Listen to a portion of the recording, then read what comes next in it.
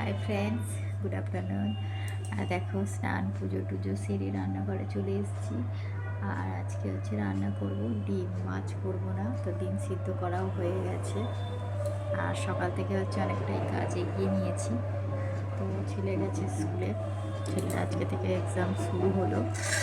আর এখন বসেছি হচ্ছে ডিমের যেহেতু ঝোল করব, তো সেই জন্যে আলুটা কেটে নিচ্ছি। তো আলু কাটবো, পেঁয়াজ কাটবো, আদা কাটবো, রসুন কাটবো, যেগুলো মানে লাগে আর কি ডিমের ঝোল করতে। তাই হচ্ছে। আচ্ছা, অনেকে ফুলকপি দিয়ে ডিম খায়, আমি কোনো দিন খাইনি, করিও নি। করলে কেমন হয় বলো তো বন্ধুরা? ভালো লাগবে?